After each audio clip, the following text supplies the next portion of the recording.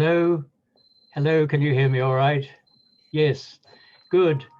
Good evening, ladies and gentlemen. Welcome to our autumn extravaganza in aid of child refugees, victims of war and of pandemics. Many thanks to all of you donating so generously and joining us this evening. Many thanks too to our three generous sponsors, BB Energy, Peak Scientific Limited, headed by the philanthropist Robin McGeechy, and Morningside Pharmaceuticals Limited, as well as the Randall Foundation, charitable foundation, led by another philanthropist, Dr. Nick Koticha. Their donations for our work in both the Middle East and in Africa. I'm Colin Green. This is the second of our charity IMET2000 main fundraising events of the year, but we want it to be enjoyable and fun too. We're talking about serious things, of course we are, but we want to enjoy ourselves as well. This is the second of our main events, and we are so grateful to all guests who have joined from Palestine and those who have agreed to entertain us, including Farah Nabulsi, Ken Loach, Mark Thomas, Imran Yusuf, and Jon Snow. Our compere and host for the evening is Charles Phillips, who will now take over and spend a few moments on housekeeping details so that the show runs smoothly. Thank you so much for being with us. Thank you very much, Colin, and hello everyone. Welcome to the evening that we have prepared for you. So lovely to have all of you here with us. We've got people joining in large numbers, and more are going to be joining throughout the evening. I'm Charles Phillips. I'm a trustee of Firefly International, which is a partner charity of IMET's. Firefly supports children impacted by war in the Middle East and in the Balkans, and we do lots of similar work to IMET. So Colin has kindly asked me to host the evening for you this evening, so I'm very, very happy to be here with you. We've got many supporters and familiar faces here with us, but for those of you who don't know, IMET stands for International Medical Education Trust, and it's a small medical charity that supports medical initiatives and the training of health workers in Palestine and throughout the world. So really, really important work that IMET does, and we hope to have lots of your support this evening. We've prepared a wonderful evening for you, a very warm, homely, family feel that we have for you, with some great entertainers and some really impressive overviews of the projects that IMET is working on. I have a couple of cue cards on my screen that I'll be going through in just a moment to help provide some direction for the evening and to explain how things are going to work this evening. And then I'll hand back over to Colin, and you'll hear more from our projects. So first thing to run through is a couple of Zoom ground rules. We're all here on Zoom having these meetings and gatherings, as we have been doing over the last year and a half. First thing is, you're all on mute. Please do stay on mute throughout the evening so that we can proceed without interruptions. But we do have the chat feature available for you to interact with. So please do send some messages of support on there and find people to message and say hello on there. We're going to be sharing a whole bunch of videos this evening, and we have the fantastic Jojo Zaben in the background, who's an IMET volunteer and the son of Malik, CEO of IMET, and he's going to be sharing those videos for us and providing technical support. So we thank Jojo a lot for everything that he's doing. You have two ways of viewing the event this evening. You can go to the top of your screen and you'll find a small little button which will appear, which says view. If you click on that, you have the option of viewing things as a speaker view. That's how you'll be viewing things at the moment, where I'm big on your screen. But you can also select gallery, and that will give the option to view lots of small little boxes where you can see more people and find friends and family who are on the event here this evening. Please do keep your cameras on if you're comfortable to do so. We would love to see you and your reactions to the videos throughout the evening. We want to make this a really interactive event. We are on Zoom, we're using Wi-Fi, we're using the internet, so we do apologize if there are any technical glitches. We've had people making videos that we're going to show you this evening from home and editing non-stop. So it's very much a homemade event, but we're hoping to make it as professional as possible for you. So I do apologize in advance if there are any glitches or if any of us do cut out. To give you a sense of the running order, we have about 2 hours of top entertainment and interesting overviews of our programs this evening. And we've decided to split up the 2 hours into two parts. So in the first hour, we're going to be giving you an overview of the Middle East projects that IMET focuses on. Those will include, you'll have information from Palestine, Syria and Yemen. And we'll also start with a recorded message from the Palestinian Ambassador to the UK, which we'll hear in just a moment. Our CEO, Malik Zaben, will then run through a series of project messages and videos. And then we're going to be very lucky to have some top entertainment from renowned filmmaker Ken Loach, together with Palestinian film director and recent BAFTA winner Farah Nabulsi. Then we will have some fun from well-known stand-up comedian Imran Yusuf. So lots of great stuff happening in the first hour. We're then going to have a short break at about 8 p.m. Where it's an opportunity for you to go and make a cup of tea, walk around, stand up. Then in our second half, we are going to give you an overview of the projects that IMET does in other parts of the world. So Africa, India, and Tibetan refugee camps. In our second section, we're going to have entertainment from comedian Mark Thomas, who's been supporting IMET for many, many years. We'll also have a message from Channel 4 news presenter Jon Snow. And you'll then hear from Colin and Malik, who will describe the work that IMET is doing at the moment, and we'll give an overview of some of the projects which we need your help and support with this evening. So we are all here for a fundraising event, and we would be so grateful for any support that you can continue to give throughout this evening. And many of you have already donated to be here, which we're very grateful for, and we thank you very much for doing so. If you're able to give more and support throughout the evening, we would be so grateful for that. Harriet has sent around a Just Giving link in the joining email, which she's been sending around. I'm going to post that again in the chat now. So hopefully all of you will have that. And if you're able to go to that throughout the evening and donate, that would be fantastic. If you would like any of your donations to go to a specific project, please do let Colin or Harriet know, and they'll allocate things accordingly. So that's our overview of the evening, and that's how things are going to work. We're so happy to have you with us here.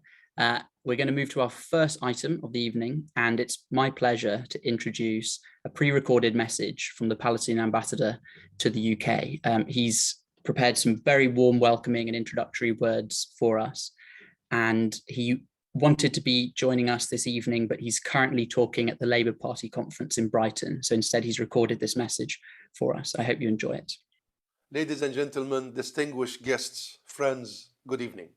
It is a pleasure to be addressing you tonight. Allow me please to thank the organizers and the fine people behind IMET2000. My friends, Professor Colin Green, Dr. Malik Zaben, and Ms.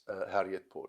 I warmly welcome you all and thank you from my heart for supporting this IMET2000 event in support of child refugees, victims of war and pandemics from all over our beautiful but much abused planet. Now, of course, as the Palestinian envoy here in London, I am keen to emphasize the invaluable work IMET2000 does in Palestine.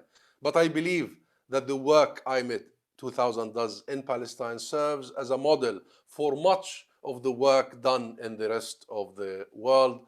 Most of this work in the Middle East, 85% actually of IMET2000 focus and funding is in our region, but it is also work in other low resources countries and areas of conflict. This global remit serves the Palestinian health sector by offering healthcare workers in Palestine the opportunity to work outside the confined space.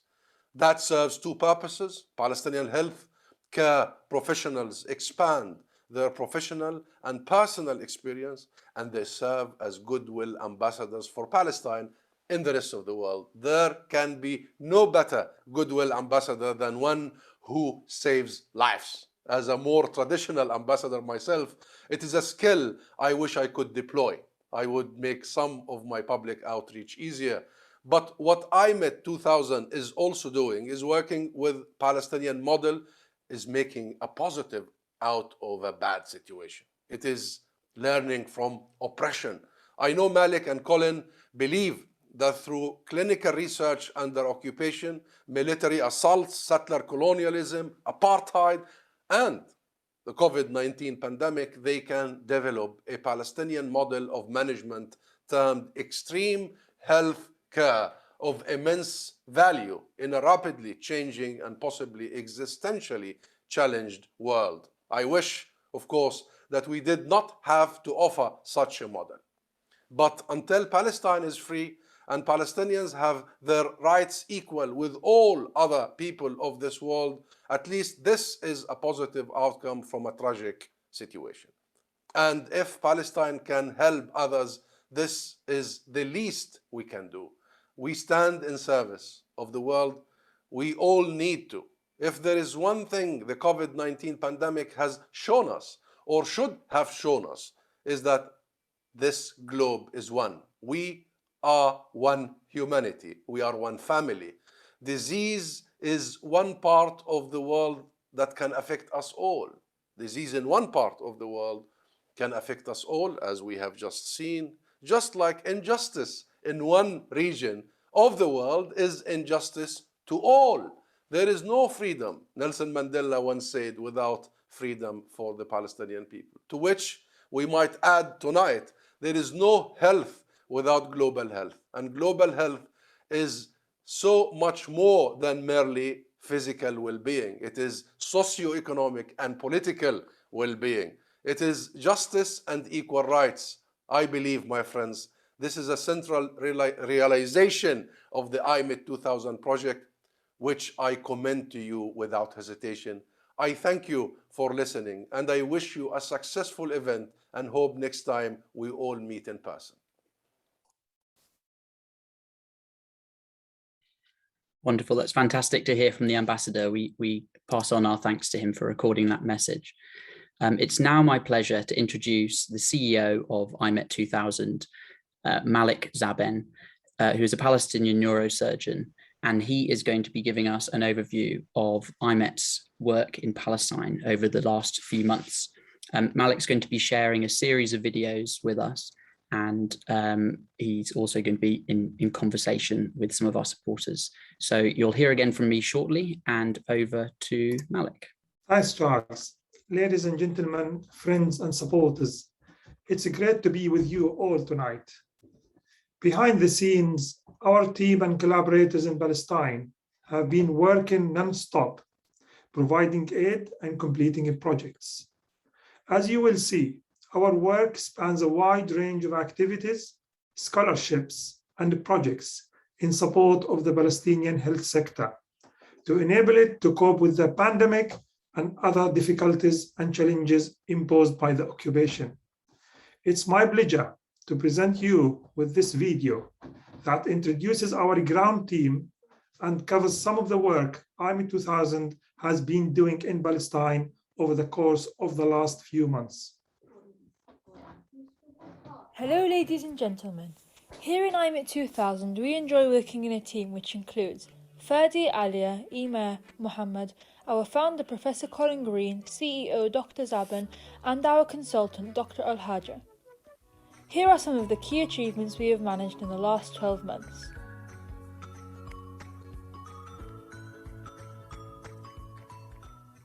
COVID-19 pandemic imposed unprecedented challenges on the whole world, Palestine included. On this front, we have provided CPAP machines to key hospitals in West Bank and Gaza.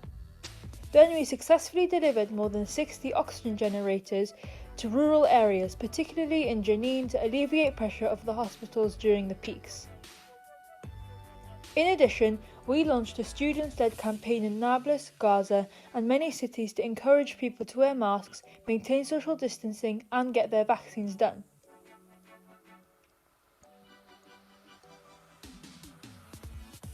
Furthermore, we conducted many training programs for healthcare professionals on basic life support, particularly for COVID-19 cases. Unfortunately, COVID-19 has imposed more difficult challenges on kids with mental and physical disabilities.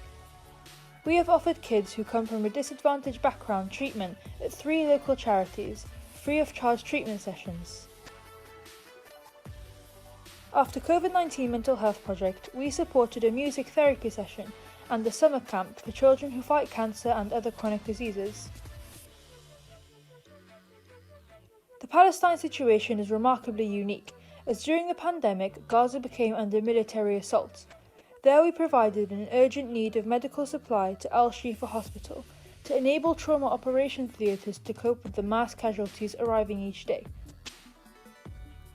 We also launched an advanced trauma life support course. This course trained healthcare professionals on how to handle trauma situations and is proven to improve rate of trauma-related deaths.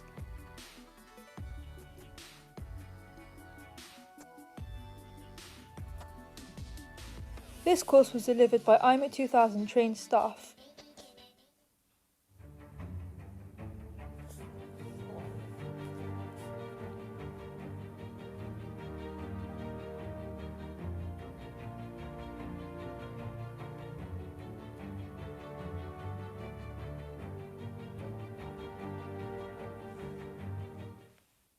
Alongside this, we granted 17 scholarships in psychiatry,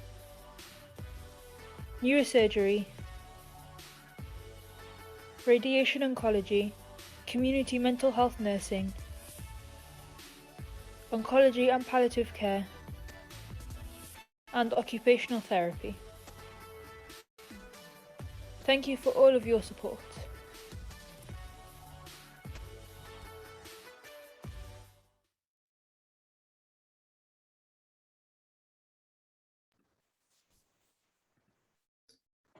This video, ladies and gentlemen, friends and supporters, shows a glimpse of what we do in Palestine. It has been voiced over by my daughter Layan, who I would like to thank for a great job. Friends and supporters, no matter what we tell you about how bad the situation is in Palestine, particularly in Gaza, you will only understand the true nature of the situation if you've been there yourself. It is therefore my utmost pleasure to introduce to you a member of our Board of Trustees, Tim Goodacre. He is a plastic surgeon at Oxford who is going to talk to us about his recent short visit to Gaza. Over to you, Tim. Thank you. Thanks very much, Malik. And I must say, I'm delighted and privileged to join you all, and more so having been one of the few truly privileged visitors to Gaza since the pandemic began 18 months ago. I'm a reconstructive surgeon, as you say, and I spent 10 days with an orthopedic colleague just a few weeks following the mid-May 11-day bombardment, and that was my 7th visit. In the past, Graham Groom, my colleague, and his other colleagues with the small charity Ideals have worked alongside MAP and IMET2000 on a long-term project to build capacity to treat conflict-related injuries, with scores of visits amongst them since 2009. The immediate impression that I had, that was given by our extraordinary Gazan friends and colleagues, was of the degree of fear and destruction they'd endured during this recent bombing, which by every account we heard was more devastating and terrifying than in previous such wars, which surprised me somewhat. Although it only lasted 11 days, some descriptions of the number of bombs dropped in the short periods of 15 to 30 minutes within the region of Gaza City in particular were utterly horrifying. And the destruction of buildings and roads, which apparently had never been targeted as much before, was abundantly evident as we travelled round. And sadly, some key elements of the Ministry of Health building, including one COVID-19 resource response centre, were severely damaged.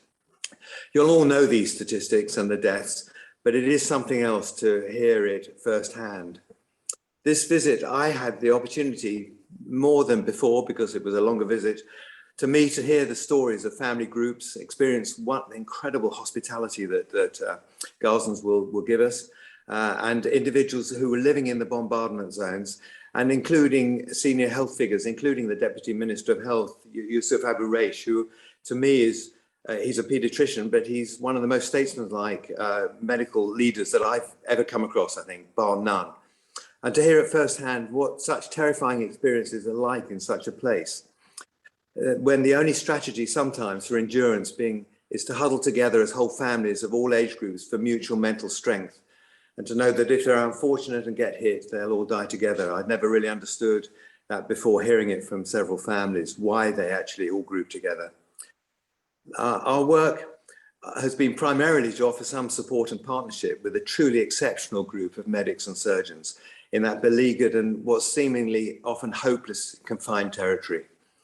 The standard of surgical care offered with such constrained resources and constant shortages, and with the difficulties they encounter, is absolutely staggering. And it's a tribute to me to the resilience and humanity of the people faced with what seems to be an endless predicament. Capacity does remain insufficient to deal with what they have now, let alone future conflicts.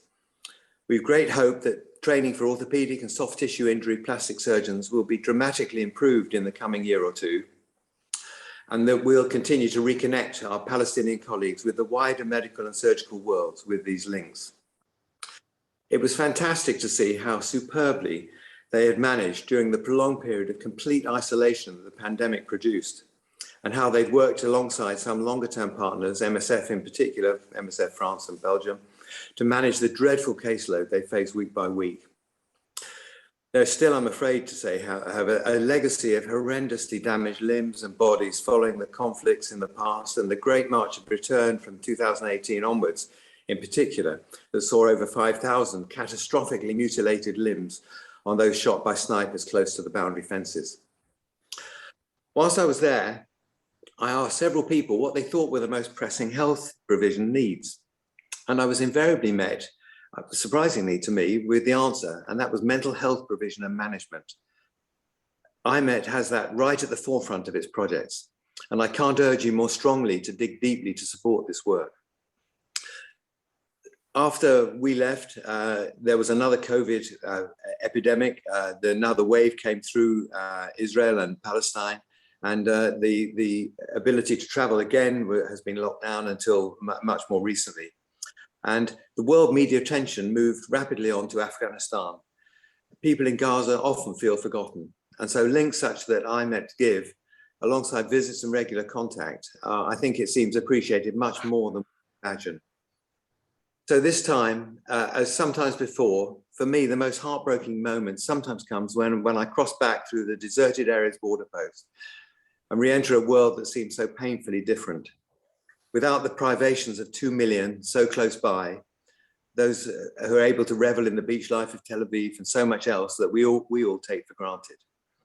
So thank you for joining this event. Keep listening, enjoy the evening. I can't wait to hear some of the entertainment. A real privilege to watch Ken Loach and others, whilst I hope you can all support as generously as you can. So Malik, thanks very much for this introduction and giving me the chance to speak.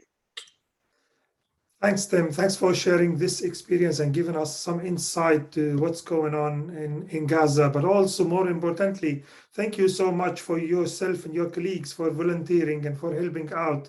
Thanks on behalf of the people of Palestine. Now on to another very important aspect of our work in Palestine.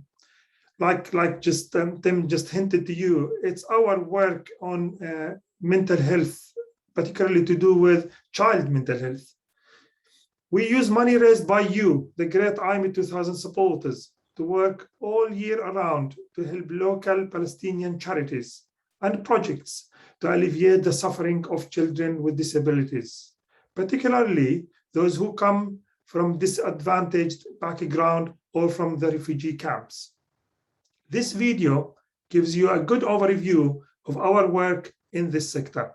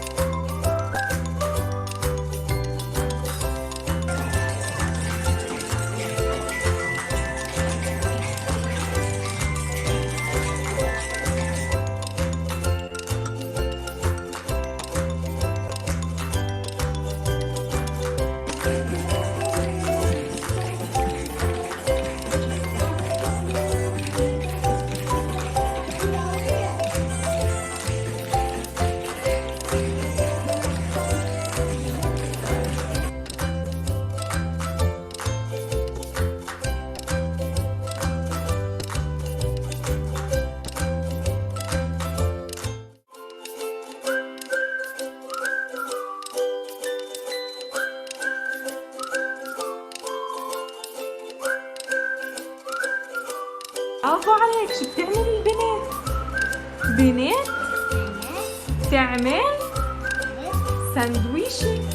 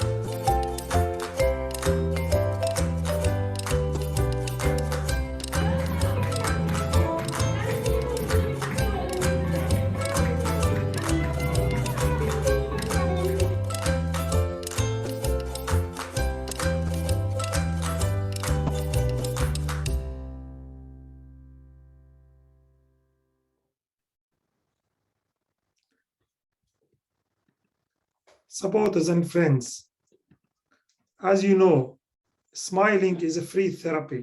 So I'd like to take this opportunity to thank every one of you for helping us put a smile on these lovely faces. Next, we are going to share with you these messages of thanks from Gaza, Jenin, and Jerusalem for your everlasting support.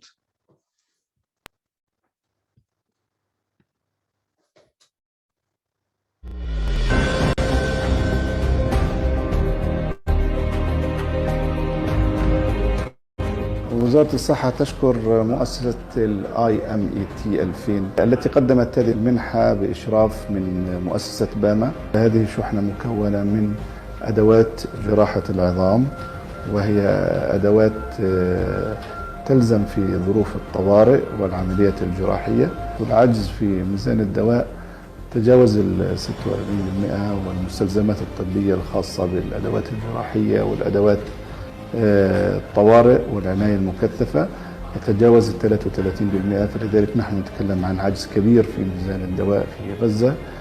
تأتي هذه المؤسسة لتقدم هذه الإغاثة العاجلة.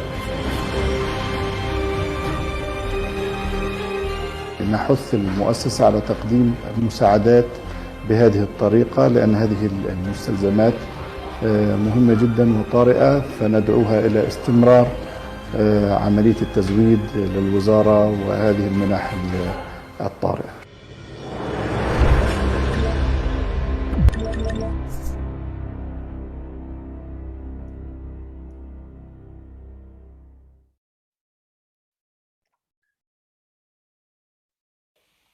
Hello, thank you for giving me this opportunity. Meantime, COVID-19 cases, we face a lot of problems to support patients of our villages in Jenin. It was really hard to feel powerless to do anything since they were far away from central city. This is where IMET2000 stood provided us with many oxygen generator, which had a huge positive impact in helping our patients. Meantime, difficult time. Also, according to our report, so many COVID-19 cases have been saved because of these devices. Thank you, IMET. Thank you, donors.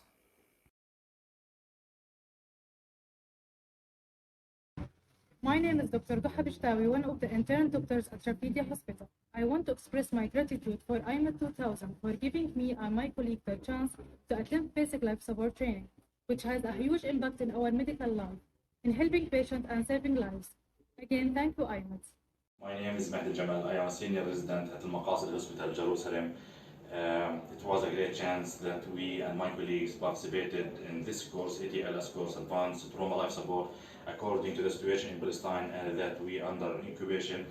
And this is nowadays started to be possible to be done in Palestine, as this ATLS course was the first of its own in Palestine. This was accomplished by the effort of IMET2000 and the ATLS instructors and faculties.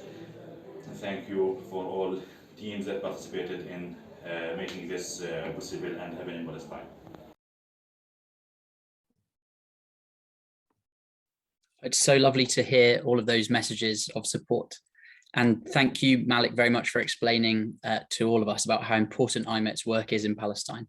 And I think I can say on behalf of everyone on the call, a big, big thank you to you for all of the work that you do, running IMET and all of the things that you do in the background day in, day out, along with Harriet and Colin. So huge thank you to you. I now have the pleasure of introducing a project in Syria, which IMET provides extremely important fundraising support for. And this is a project that's very dear to my heart. It's run by Firefly International, which I'm a trustee of, and we've got many of the Firefly members and supporters and team members on the call this evening, so hello to all of you. The project that we're going to show you here, it helps to support Syrian refugee children, and Firefly works in hard to reach areas with children who've been impacted by the war in Syria. So we're supporting children both in Turkey, but also throughout many parts of Syria itself, which is particularly difficult to work in at the moment.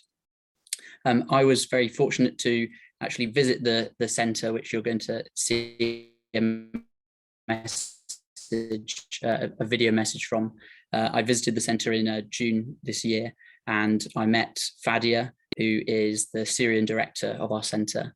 And we're going to hear a message now from Syria with a few updates of what the center has been up to and the very crucial support that is needed. So here we go.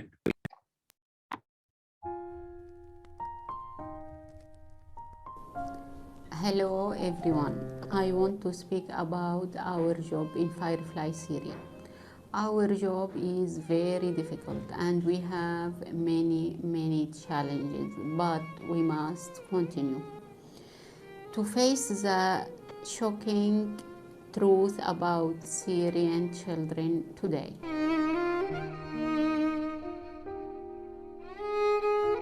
77% of children in refugees camp without school. 5,500 teachers without salaries. So we at Firefly Syria work in hard to reach areas. With this war damaged children. We provide safe learning space. We focus on preparing young children for school. We have developed an interactive learning program with fun, appealing, colorful resources. Our lessons nurture creative and enjoy of learning. Science programs equip children with foundation skills for future jobs.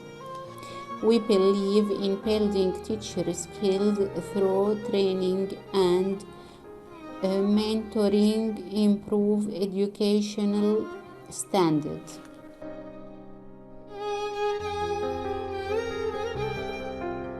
I can't imagine living in Syria with my children with this condition today without learning. without colors, without toys. So I can't imagine how this childhood would be.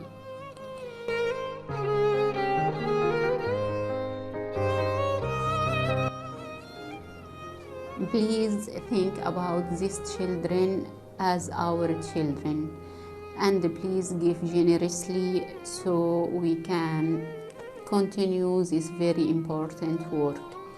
These children deserve the best. Thank you very much.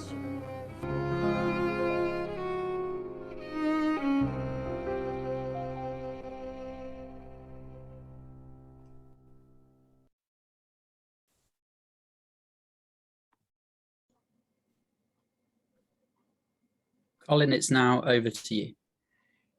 Yes, thank you, Charles, and thanks to all the people who've contributed in that last session with Malik. You see how important it is that we keep going on the child mental health programs. I just want to emphasize too that our programs are designed to train people in the indigenous population and not attract them overseas, and to provide resources which will keep them in Gaza or the West Bank and anywhere else in Syria to work on their own, with their own people, but with better resources. You cannot expect a person in Gaza to live on $300 a month when they're a highly trained psychiatrist, for example.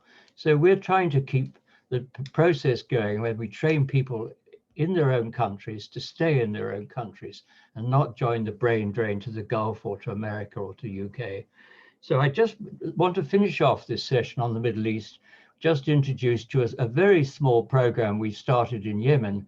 I've long wanted, for obvious reasons, to do something in Yemen, but it's been so dangerous that it's impossible to get something going. Until I met a great friend, Stella Charman, who runs a charity called Action for Child Trauma International. And she knew of my interest and she rang me up and said, would you be prepared to support a training workshop for 30 or so social workers, psychologists, school teachers, and so on. And I said, of course, we'll do that. How much? And so on. So we got that started months ago, and that worked out very well. We planned another one for last week or the week before, and we had to give it up because of the bombing that was going on. So that, again, those people couldn't get together. I just wanted to show you a little bit of on the screen, if that's possible. Yes, this was the workshop that we did hold, and you'll see on the right-hand side, it's all online, but it worked out well. And on the top left-hand corner is Dr. Galia, who is a very highly trained psychologist and has worked in the Middle East with us in Gaza as well. And on the right-hand side is Mohammed Al-Sharif, who also is a psychologist and running our CAT project in Gaza, around which we hope to build a bigger enterprise in the near future. So that just gives you a glimpse of what that workshop is about and what we hope to develop in Yemen in time. At the bottom is Dr. Korkab, who is actually in Canada at the moment, but is a very highly trained and exceptional woman who's running this program with us. So just to give you an idea of what we're trying to do in Yemen. I can't pretend it's easy, it isn't, it's very difficult, but you understand why. Thank you.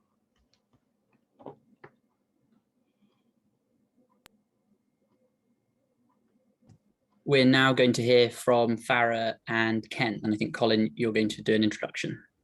Yes, indeed. We're now so privileged to welcome Farah Nabulsi and Ken Loach to entertain us for the next 7 minutes. Ken has supported the Palestinian cause in many ways over many decades, and is someone who cares passionately about human rights and battling the cancers of racism and discrimination still rampant on our planet. Farah is a Palestinian filmmaker who has just been awarded a BAFTA for her short film, The Present, and was shortlisted for an Oscar too. Both honors are landmarks in Palestinian filmmaking. If you haven't seen The Present already, the film The Present that Farah has made, I urge you to do so. It's quite exceptional. And I'll ask them both to talk about how it was made and their particular interested in making film in Palestine. Over to you. Thank you both for joining us, Farah and Ken. Thanks, Colin. It's a real pleasure to be here, and so impressed by the work that everyone's doing. It's heartening, it's touching, it makes you angry, but all those things. But what a privilege to be here. Farah, this is a terrific film. It's a beautiful little story. It's very well made, and the performances are quite touching. But and there's lots I want to ask you. You won a BAFTA with it. Well done. And you were also shortlisted for an Oscar. So what kind of conversations did you have with the people running the Oscars? I can't imagine. Conversations with them? What do you mean? What do you mean conversations with people running the Oscars? Were they not in touch with you to say, well done, are you coming over and all that? Oh yeah, no, totally. So of course, when we were nominated, I mean, that's it. And now I've become a member of the Academy. They invited me to become a member, which is great, because it's now that, I can watch films that are coming out in the world and have a say and have an opinion and vote, as well, which is a beautiful position to be in some ways. Yeah. Don't be fooled though, it's not a democratic organization really. I'm under no illusion, but I also feel very hopeful in the sense that, if you've seen the present, people on this event have seen the present, of course you have, it's unapologetic, and it's very clear what it's about, and the fact that it was nominated for an Oscar gives me hope in that sense of, ultimately it was voted for. So that's good news. Yes, brilliant. Another question. I mean, people will know that it's the story of a father and a daughter going to buy a fridge, a refrigerator, and to take it home, and the obstacles in their way, particularly the checkpoints, which are manned by, of course, Israeli soldiers. They're very convincing. Are the Israelis? How did you cast them? No, everyone in the film is Palestinian. Palestinian, whether it's West Bank Palestinian, a Jerusalemite Palestinian, or 48 Palestinians who are living, in Haifa or Nazareth. But everyone was Palestinian. The interesting thing is when you ask a Palestinian to perform as an Israeli soldier, you're asking them to act as their real life oppressor, who they do come across every day. It's not a period film. We're not referring back in history. There's a bit of a cognitive dissonance in the process, but it also has a very convincing impact because they observe their oppressor day in and day out. It's a bit bizarre in that sense. And actually, interesting enough, the first soldier in the film, and again, if you've seen the film, first soldier in the film, he's not an actor, for example. He's someone I found at checkpoint 300, which features in the film, scene 2, which is a real checkpoint, an infamous checkpoint in Bethlehem. I found him while I was on recce at that location, and he sells phone cards at the crack of dawn, or much earlier than the crack of dawn, actually, at that checkpoint, and then goes off to study at the nearby university. And he speaks Hebrew. He's from Hebron, and I just thought, oh my goodness, like who better than to sort of play the role of someone he's witnessing every day at these checkpoints. So he's not even an actor, and yet, Yeah, I mean, one thing one thing crossed my mind. I mean, I was on the Russell Tribunal that heard the first-hand evidence of what had happened in Gaza a few years ago, and horrific it was. But an Israeli soldier who came and gave evidence and spoke, and it struck me that, I mean, as you will know better than me, there are many Israelis who do understand the situation in Palestine and would give you support. I wondered if you considered, or if it would have been possible to have Israelis doing it, and or ex-soldiers even? You know, I mean, is that a possibility, or is that something that you could not even consider? It is a possibility. The only thing is, and for me, I'm interested in having, if they are, let's say, sort of non-Palestinian Israelis, so Jewish Israelis, which I have no problem with as long as their politics is aligned. So, like you said, if it's, Now the thing is, though, we were filming in Bethlehem, and technically, actually, that would be illegal. If we're going to go with the technicals of the Israeli law, because in theory, or in reality, 48, so Israelis are not supposed to go into areas of the West Bank. So it's a bit of a gray area. I'm not saying it can't be done and it shouldn't be done. I'm just saying that actually, technically, you would be breaking the law. Right. I mean, in general, what are the films many films made in Palestine? Is there an infrastructure? Are there facilities? Are there cameramen, sound recordists? How do you cope with that?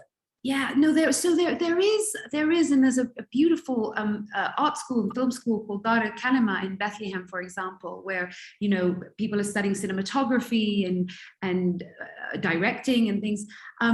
It's limited in the sense that not many people can sort of earn a full-time living, if you like, from it. And I'm talking about the West Bank, so that's different to 48 Palestine. So inside Israel, there's a bit more of a booming industry, if you like. Booming is not necessarily the right word, but and there's a lot more access, to equipment, for example, in 48 in Israel. Whereas in the West Bank, it's a bit more tricky, but it can be done. I mean, we've done it, and numerous filmmakers have done it. Sometimes they do venture into 48 territory, and they end up shooting in Nazareth and Haifa. And whereas for me, I was, Bethlehem, and it's tricky. But it can be done. It really can be done. And as a filmmaker, Ken, you're dealing with so many other pressures. I mean, just making a film, whether it's budgets and time and chasing the sun, and then you're in this militarily occupied area, which is the West Bank, and not 48 Palestine in that sense. And you just don't know what can come of that. So shooting, for example, Checkpoint 300. Like I said, is a real checkpoint. That was something that was a bit nerve-wracking, a bit trickier. We knew how far we could go till we came into the line of sight of the military. We went in with 2 cameras, no lighting, tried to keep a low profile. So it's you maneuver. You also make intelligent choices as well. In the West Bank, it's divided into areas A, B, and C. And as much as I found some incredible locations in areas B and C, the Israeli military aren't going to be so forthcoming in what would be permits and things like that. And you're taking more of a risk. So you're having to sort of compromise. And the talent is there. And they do need more, meaning more opportunity to make films and harness their trade and their skills. But it's there. Well, I've got so many questions I want to ask you. I mean, obviously, the whole area has been, Israel has been designated an apartheid state by human rights organizations. But it was and today the Labour Party conference, no? Didn't that come out? I don't know. I'm just back. We suffered a bit of a defeat there on other issues, but if they voted... They passed a motion, if I'm not mistaken, literally about an hour ago. Good. Oh, well, something good come out of it. A bunch of rascals, most of them, but never mind. I mean, it's been designated an apartheid state, the whole area. How does that, I mean, this is beyond filming. How does that reveal itself in daily life? I mean, this is a broader question for people who, may not have been to the West Bank. How do you know you're in an apartheid state when you're in the West Bank, never mind Gaza? Well, first, I just want to point out to everyone, there's a website I developed actually because of when I go to Q&As as a filmmaker, but want to discuss kind of the reality of which my films are laced in. It's called oceansofInjustice.com, and it really deconstructs the occupation, apartheid, and so forth. And really, I mean, I've experienced it myself in the sense of, you know, you can't ride a vehicle, for example, that has a yellow license plate. You know, I've physically been removed from vehicle with friends who are not Palestinian, you know, and having to be in a white licensed plate vehicle. For example, one of the most prevalent elements of apartheid there is quite simply that if you are Jewish in settlements all over the West Bank, you are subjected to a civil legal system, whereas Palestinians are subjected to military judicial system. So you could have an Israeli settler and a Palestinian throwing a rock at an individual, for example, let's just give that as the example, and the settler would be taken off to a civil, you know, court hearing and so forth, whereas if at all, by the way, whereas a Palestinian would be subjected to a military court system. So there's even two different legal systems based on ethnicity and religion, and, you know, so it's crazy. There's the separate road systems. You know, that in itself, there's the permit, very severe permit system, which some say is more severe than you know, in South Africa, apartheid South Africa, the restriction of movements, all based on what ethnicity you are, and the checkpoints. There's the example in the film, again, for those who haven't seen it, but, you know, Palestinians queuing up at checkpoints, and, you know, an Israeli vehicle allowed to just pass smoothly through. So, I mean, the list can go on, but it's in every aspect of life, even access to water, even what you have to pay for water. You know, it's mind-blowing, to be honest. Yes, I mean, we're running out of time, and I haven't asked a quarter of the questions I wanted to ask you. It's a beautiful little girl in it as well. Absolutely breaks your heart, doesn't she? Fantastic. And it's got and the ending cheers you up, doesn't it, in the end? I hope the ending just lends an alternative, and yes, some hope, and that, you know, maybe it's the next generation coming out stronger and wiser and taking control, and maybe more defiant even. Yeah. And do you ever get one last thing? We're going to get cut off because we've gone on to. But look, do you ever get? Cutting us off. Do you ever get international film crews coming out and shooting in Palestine? Yeah, you can. I mean, you can bring in who you like. You can. But I don't know. I did see a film once, not too long ago, where I recognized that was clearly the apartheid wall in Palestine, but the film was not set in Palestine at all. So they clearly come in. It was a very dystopian film, sort of 20 years in advance, in the future. And they had clearly come to use the wall there. But we as Palestinian filmmakers can bring in, you know, non-Palestinian film crews and people to shoot there. I don't think there's been so much filmmakers from outside deciding, oh, we're going to come and shoot a film there. But I really feel that there could and should be. And I'd love, you know, hopefully you can. No, well, it needs a younger man, or younger woman. But it's I mean, the serious point is, it is extraordinary that this story is not told in screens across the world. I mean, it is absolutely extraordinary to have a state after South Africa and all that, and still the West tolerates a state that is an apartheid state, and it's barely discussed, and it's to our eternal shame that that's so. But look, you made a lovely film, and are making lots more, I'm sure. I mean, finally again, is there one film coming up we can all look forward to? Yes, there is. My first feature, which, you know, drama thriller, and very much, you know, be excited, because I'm very excited about making this film. Good. Okay, we're going to have to hand it back, Colin. We've overrun. Sorry about that. But it's such good news and Charles, it's such good news that there's films coming out, and I'm sure there's music and drama and everything, and there's such life there and such vitality, and it's a terrific film. So thanks, Farah, and thanks for talking. Thank you so much, and thank you, everyone. IMET incredible work. And please, I just want to encourage everyone, the humanitarian situation in Palestine, specifically Gaza, and on the medical front, the work you're doing is incredible. Everyone on this call, you know, supporting, incredible. Please donate, just giving link. Really, thank you. Thanks for having me. Thank you, Farah. Thank you so much, Ken. Thanks to both of you. Just such a privilege to hear the two of you in dialogue together. I think really, really special. Two exceptionally talented individuals, and we're so lucky to have you with us at this gathering this evening, and we hope you'll be back for future events as well. So please, please, please do. So now we need to move on, and it is time for us to laugh and have a spot of entertainment. So it is my pleasure to introduce you to the stand-up comedian entertainer Imran Yusuf, and who we're incredibly lucky to have with us this evening. And Imran, we have about 10 minutes for you, and then we're going to go off to a little break. So over to you.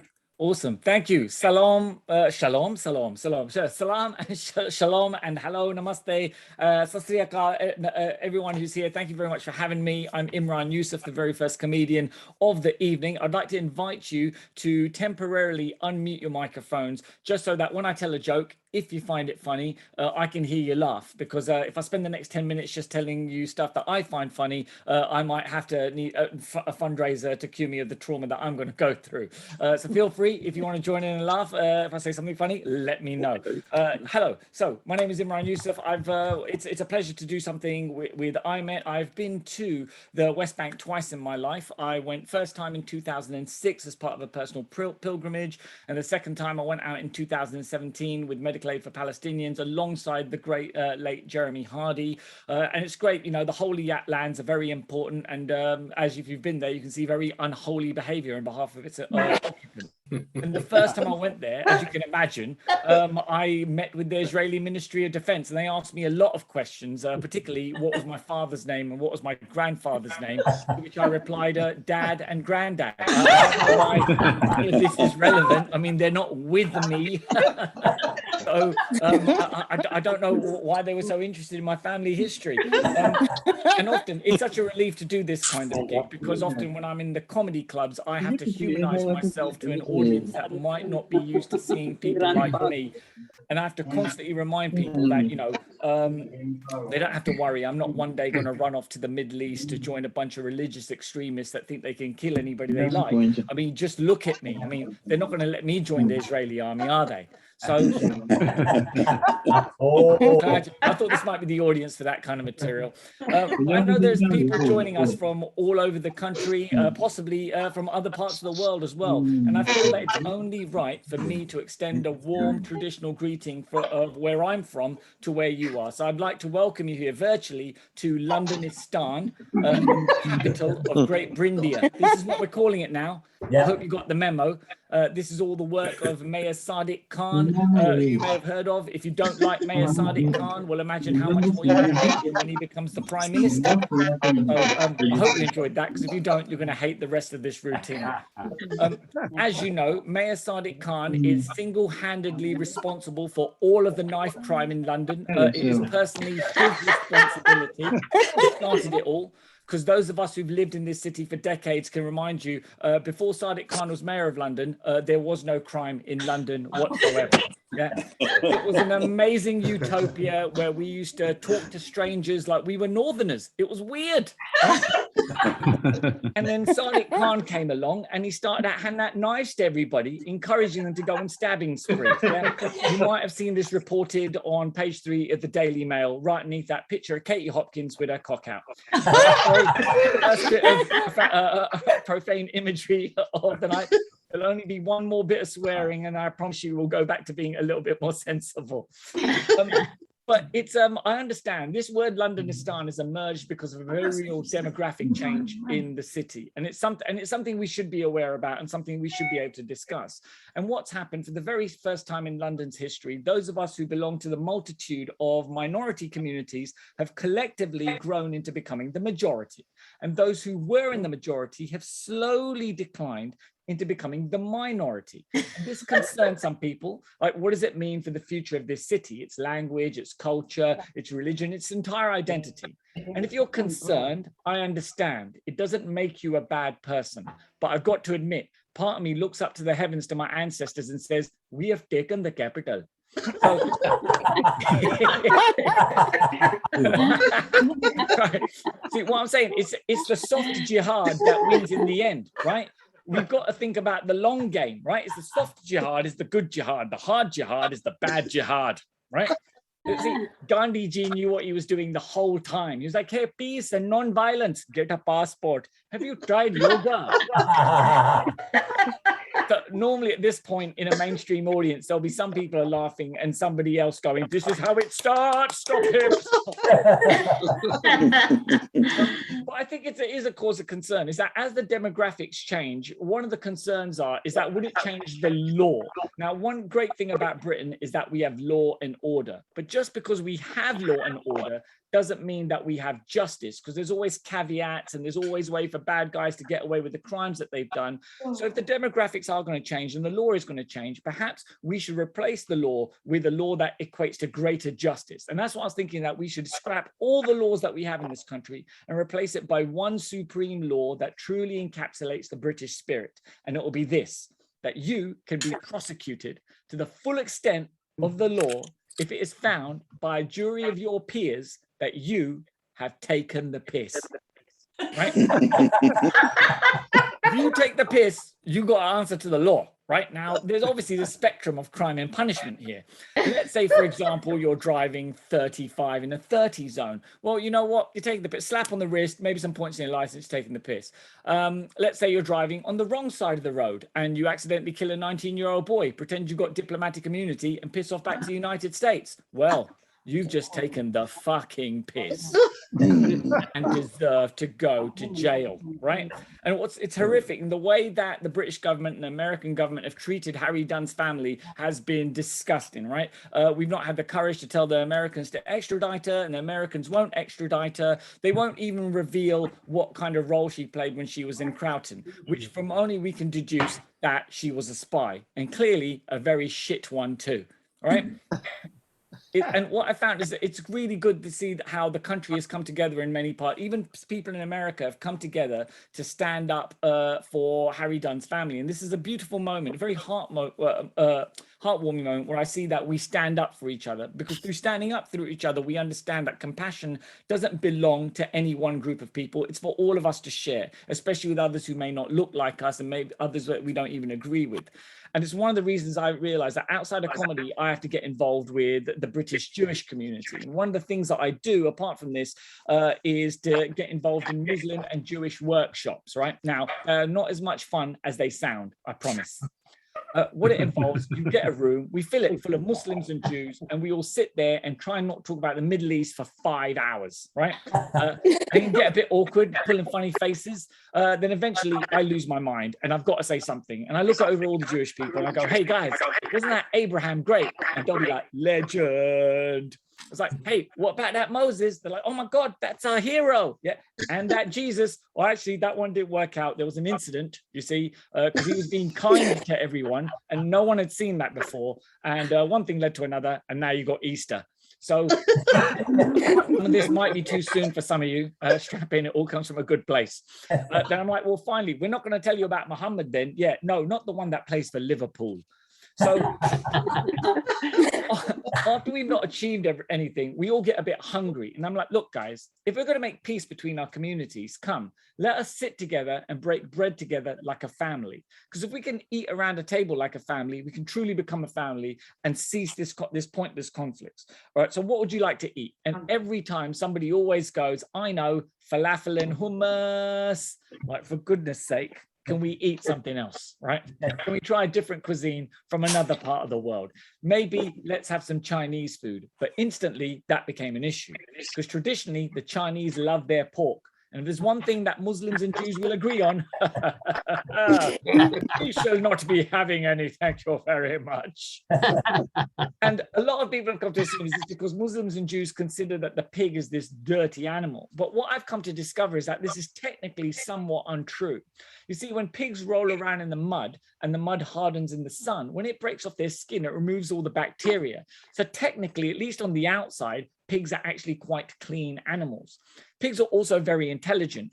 In cognitive tests, pigs can outperform 3-year-old human children, which means they're on that upward spike to become bipedal, sentient beings capable of reading and writing. And when that happens, a lot of people in this country are going to be in a lot of trouble, right?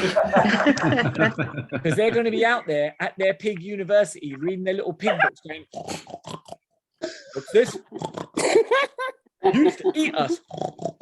And Muslims and Jews would just be like, yeah, but not us two though. Because you were so important to us, our holy book said that we weren't allowed to eat you. Yeah. And that's how Muslims and Jews, Arabs and Israelis together are going to survive the apocalypse. With puns that bad, we can only have world peace, right? Guys, thank you very much. That is my time. Please continue supporting IMET and tell all your friends about it. It's been an honor and a privilege to support IMET today. Thank you for all the hard work you're doing, and I hope to see you sometime soon. Thank you very much. Hi. Thank you so much, Imran. Thank you very, very much.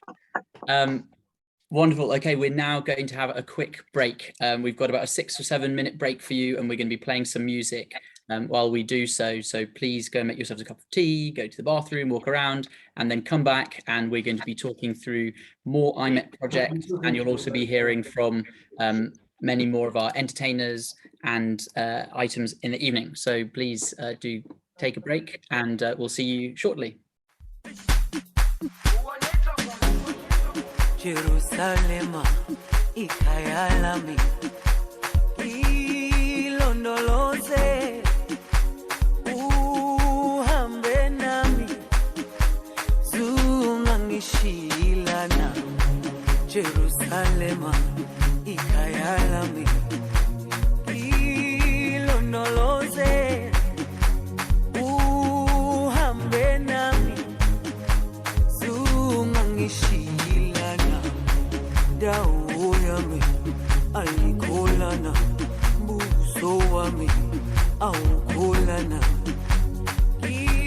ilondoloze zuhambe nami dawo yami ayikholana buso wami awukholana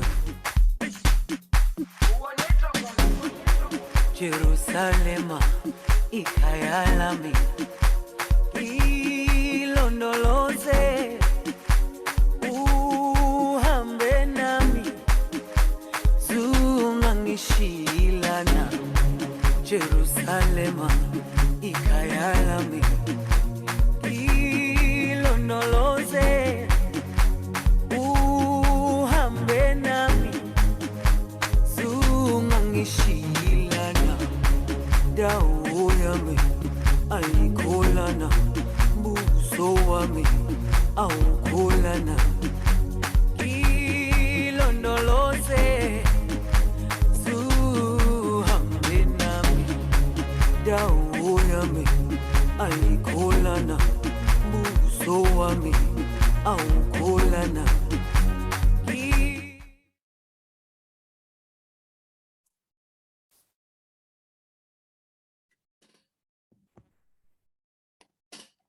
Okay, welcome back, everyone. Hopefully you can hear me okay. I apologize if my connection is a little bit slow.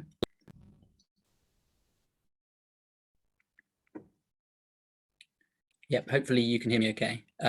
If my connection seems to be a bit slow, and if it continues to do so, Malik will then start to introduce some of the next items.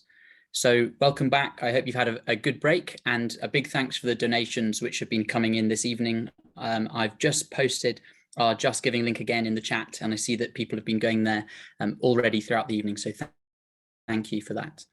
It's now time to ask Colin to introduce some of the projects that IMET is doing in other parts of the world, Uganda, Ghana, and India. So, Colin, I'll hand over to you.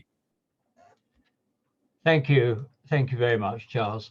I will, yes. I start by just reminding you what the Palestinian Ambassador emphasized at the beginning of the evening. As IMET2000, we've decided to focus our efforts on child refugees, victims of war and of pandemics, anywhere on the planet, wherever we think we can make a positive impact. In the past, we've worked in Afghanistan before the big trouble started, Laos, Senegal, and Malawi. Malawi quite recently with a scholarship for training in India for 2 years, as well as those currently in our portfolio, Uganda, Ghana, West Bengal, Peru, and the Tibetan refugee camps in India and Nepal, as well, of course, as the Middle East. I have to emphasize that 85% of our effort and energy and money goes to the Middle East, whether it's Jordan or Syria or Palestine, Gaza, and so on. I'd like to persuade you to support some of these later in the program after you see what is achieved on the ground through our frontline workers. We learn from each experience to produce what we hope in time will be a published model of extreme healthcare. I mentioned it before, a little earlier, that we talk about extreme medicine for those that are climbing mountains and so on, working in the Himalayas, wherever. But I think the world needs now a new model of extreme healthcare to cope with all the horrible things that are going on, whether it's occupation or military conflict or pandemics, or all of them together. For example, the occupation of Tibet since 1950 offers critical mental health in desperately needed midwives. Tibet, I want to show the Tibet case study. We're training a lady who is a nurse already, but now is training as a midwife. Midwives are desperately needed in both Nepal, when the refugee camps there, and in India in the refugee camps there. But of course, we can't get into Tibet itself. So I just wanted to introduce you to this lady as one example of a scholarship. We're paying for her to train in Mysore University in the south of India for 2 years. And then she'll be one of the very few trained midwives to come out of Tibet. She comes from a desperately poor family. Her father's a farmer and he can't work now, and as many of the family have got COVID, and that's sweeping right through the whole region. So it's very bad news. It's now my pleasure to introduce a short film about her own hospital in Kasoga town in Uganda, made by two remarkable men working under extreme economic deprivation, Henry Garvin Mukulazi and our IMET2000 official representative in Africa, Richard Field. These are two extraordinary people, and we're so thankful for the equipment collected and donated to by one of our active trustees and nurse matron, Kathy Green. They're all remarkable people, and what's been achieved in just 4 years since the foundations were laid are due partly to a philanthropist who wants to remain anonymous, but has made an enormous contribution to building this hospital. And it's probably more than the whole of IMET's other contributions. So I'd like to show this video now, just made by Richard and Garvin, and show you what we're doing in this one hospital, which again is a training base, a place for midwives to train, a place for maternal health to be developed, and a place for medical students in Kampala, the 4 universities now with medical schools, all sending the students to us just 4 years after we actually laid the foundations of the hospital. So I think it's a remarkable story. So over to you, the video, please. In February 2017, whilst in Uganda, I was taking this route from Kotosi on Lake Victoria to Chisoga village.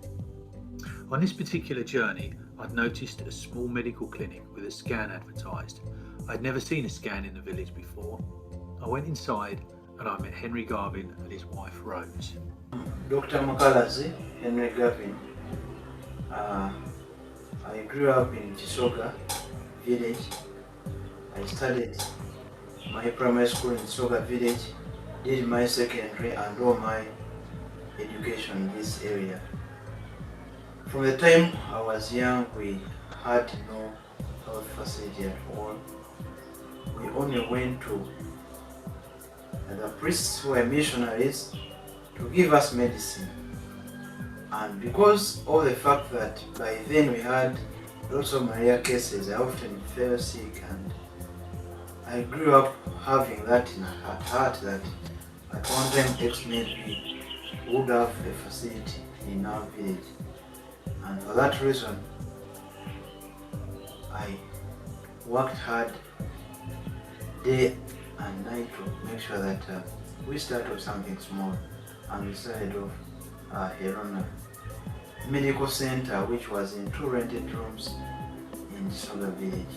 So in 2017 we started off with a foundation, and IMET came on board. This fully funded the roofing, plastering, painting and electrical installation of phase 1 of the hospital. And this had a small pharmacy, a dispensing area, a laboratory, and a few admissional beds that we made with local.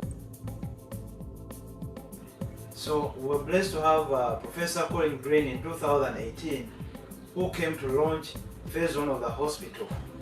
And after him seeing what we had on ground, he pledged to find funds to set up a very good eye clinic and work on equipping all the hospital.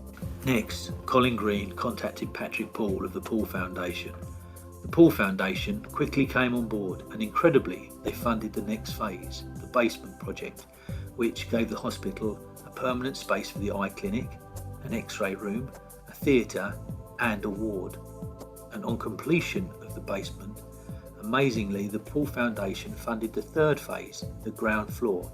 This gave the hospital 3 wards, a maternity unit with labour suite, 2 operating theatres, private rooms, and all the time this was going on, IMET2000 were helping equip the hospital with an X-ray machine, hospital beds, anaesthetic machine, scan, operating microscope, to name just a few, and very importantly, an ambulance. This is how Herona Hospital looks today.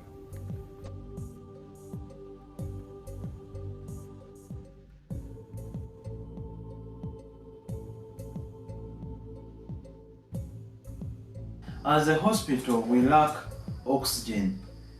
We've been using oxygen cylinders, which we fill, but it's a long distance from the hospital to where the nearest plant is. If we had oxygen as a facility, we would be able to save a number of lives, not only in the COVID situation, but often we need the oxygen to almost all mothers that we do take to theatre. My experience for the years I've been working,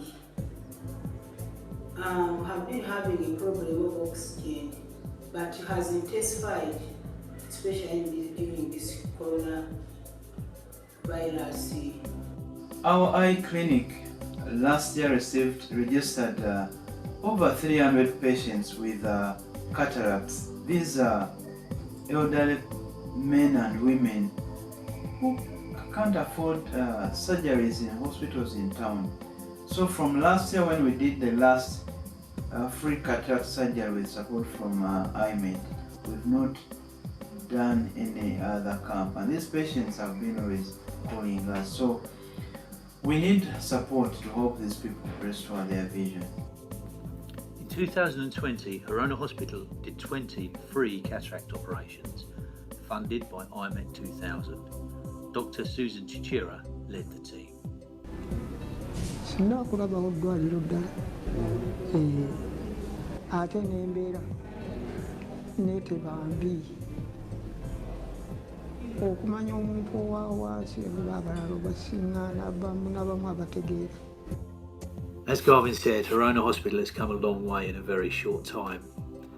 And as Professor Colin Green stated in his speech at the opening of the hospital, we have a wonderful building, but it is nothing without the people in it. We need help to continually train and improve the skills at Harona Hospital, like the Julie Felix Memorial Scholarship for Maternity, or training young students from Kampala's universities. This really is the lifeblood of the hospital. As well as needing oxygen, Harona Hospital needs to improve its water and electricity supply. At present, electricity is expensive and unstable, with regular blackouts during operations. This can be extremely dangerous. Even with the backup petrol generator also supplied by IMET2000. Being on the equator means sunlight is plentiful. Solar power would give a cheap, reliable and clean power to the hospital.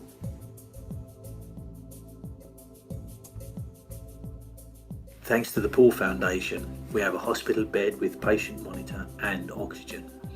This is dedicated to patients in a critical condition. With the help of IMET2000, we have a UCL Ventura CPAP respirator, but we need a proper intensive care unit.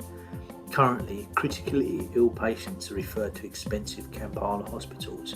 This often means a loss of patients for a fear of high costs. We also need an ICU for the wonderful collaboration with CHIRA, who send organised groups of surgeons from Switzerland, Germany and Austria to perform free, difficult operations for people in desperate situations. With so much progress and need for help, it is difficult to mention all that is happening in Harona Hospital, like the HIV clinic, the dentistry and our laboratory, which desperately needs a biochemistry department. The list goes on. It is important though for the amazing work to continue that has begun here and to continue to grow and help as many people as possible who would otherwise not get the quality and affordable health care. It's been made possible by Harona Hospital, the Paul Foundation and IMET2000.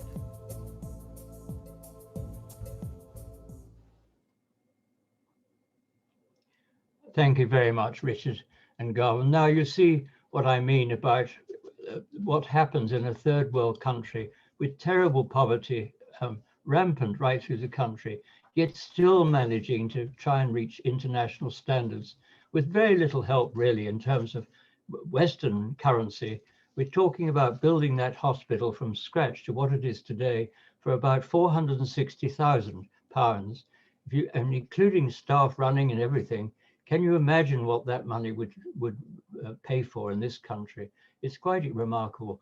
And I wanted to give you the good news that today another charity in Switzerland called Aquapura has agreed to provide the water we want, which is going to be a much deeper well, a much better pump, water tanks, and separation of drinking water from what water would go down the sink in toilets and so on.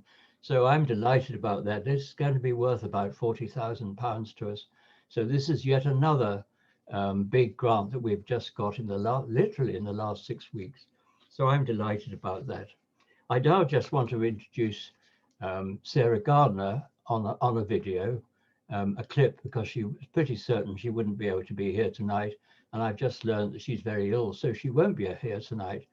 So I'm just going to show this clip about the work that we're supporting in Ghana, right at the top of Ghana, a very poor area.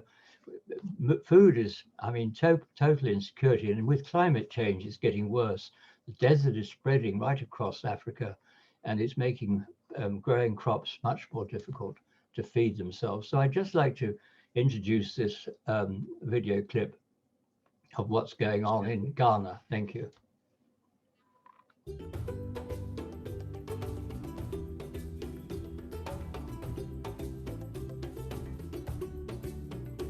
Good evening, everybody. I am Sarah Gardner, and I am proud to be Chief Executive of Action Through Enterprise, or AID, a small charity doing brilliant work in Laura in Upper West Ghana. We empower communities and individuals to better their own lives give the support that's needed for bright, motivated people to meet their potential, to be able to care for themselves and for their children. Laura is geographically isolated, beautiful and rich in culture. We work within existing systems through incredibly talented and committed local staff to make sustainable, long-term change. I am so grateful for the generous, long-term support of IMET2000, who have been supporting our work for many years, specifically with grants to develop our SNAP programme, our Special Needs Awareness programme, fighting for the rights of disabled children and their families. In a place where disability is a curse and often results in abuse, neglect and abandonment, disabled children are locked away and hidden from society. To change this, we provide a structure of care focused on play, relationship building and practical support. Our SNAP work is led by the amazing Camille Isahaku, a Laura man who has dedicated himself to advocating for these children and leading our SNAP team to transform the lives of children with a wide range of disabilities. Camille's salary is fully funded by IMET2000. Thank you so much for this incredible support. My name is Camille Isahaku, and I'm the SNAP lead for Action Through Enterprise here in Laura, Upper West Region. SNAP is a special program for Action Through Enterprise, which works to improve the lives of families of children living with various forms of disabilities. Through this, we are able to support some of these families with basic healthcare needs, educational materials, among others. This year, we have been able to support some of these families with agro materials like fertilizer. We have been able to support some of them with wheelchairs, and currently working on educational materials for a number of the children being in the formal educational sector. Our SNAP team provides friendship in the darkest of times. We are a lifeline for families who suffer from extreme discrimination and often abuse. Our 3 large monthly support groups enable parental support, education and a chance to share. It brings together mothers who often don't realise there are other people out there with similar issues. Our play scheme travels to rural children twice each week. Children can play, make friends, learn and feel valued. Seeing these children throw a ball, complete a puzzle, draw a picture or enjoy a song, it fills me with joy.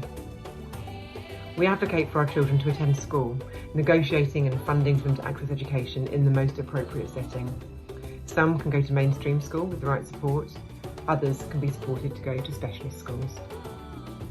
We ensure that our families can access healthcare systems. We fund government health insurance for all of our children and their main carers, so they can go to hospital when they're sick and access vaccinations and other preventable healthcare. We also enable access to specialist healthcare. Just last week, Camille distributed 10 wheelchairs. These chairs transform lives. Children can now leave their homes and sit at the height of their peers. It gets them up off the ground. It includes them. We fund mothers of disabled children through our small business development programme, enabling them to run thriving businesses, to make profit and care for their families themselves.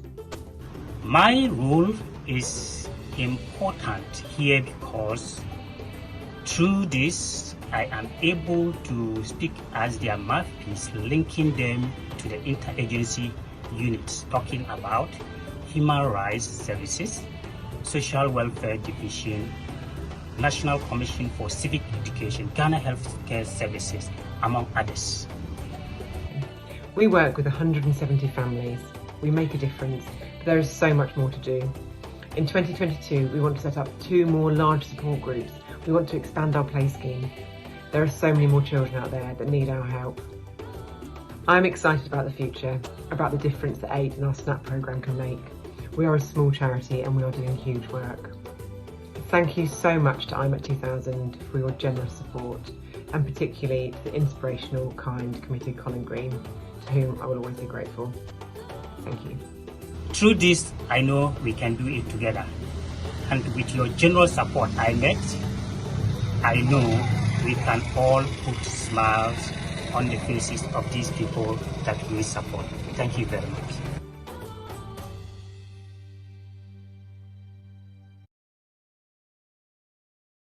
Oh, so lovely. That's wonderful to see that video. And thank you, Sarah, for putting that video together. I visited Ghana in 2019 for a work project, so it's so nice to see some of those images there and to hear those stories. Okay, now I have the pleasure of introducing you to one of the great entertainers of the UK and an IMET patron, Mark Thomas. Mark has been a dedicated supporter of IMET over the last 10 years, and he's taken a great interest in IMET's work in Palestine and elsewhere. He's also the author of an excellent book from, I think it's from 2011, which is about walking Israel's separation barrier. So definitely check that out if you haven't done so already. Mark's currently touring around the UK, but he has kindly offered to join us this evening. So Mark, you've got about 10 minutes and I will hand over to you. Well, thank you very much, everyone. Don't unmute. I don't want to hear you laugh. All right. You sound dreadful. There's no offense, but you just sound terrible. But listen, nice to see you all. Brilliant to be here. And oh, blimey. Listen, do you know, I think this is just brilliant that everyone's here. I mean, also, it's just sort of like how far we've come since those heady days of lockdown, back on the Zoom, talking to each other, sitting from our living rooms again, because we've got another lockdown accidentally caused by a fuel crisis. They really do hate freedom of movement to the Tories. They really absolutely hate it. And this is I mean, okay, before I get onto the Tories, right, let's just calm down, because otherwise it's going to go. And also, Imran has used up all the bad language quota, right? He's used it all up. There are about 4 pisses and a fuck, and he's done them. That's it. I can't say them.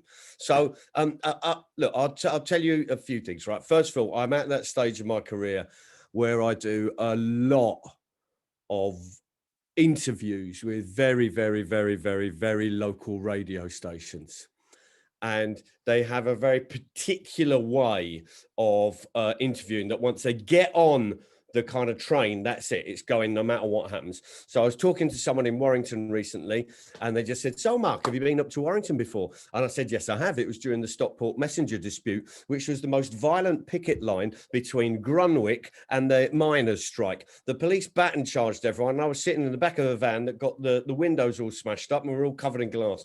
And the interviewer just carried straight on and just went, so did you enjoy your visit? And it was just this perfect sort of local radio interview with this person. And you get what they do now is they just go, so tell us, what have you learned during lockdown? I've learned nothing. I've found things in my freezer that I didn't buy, but I've learned nothing.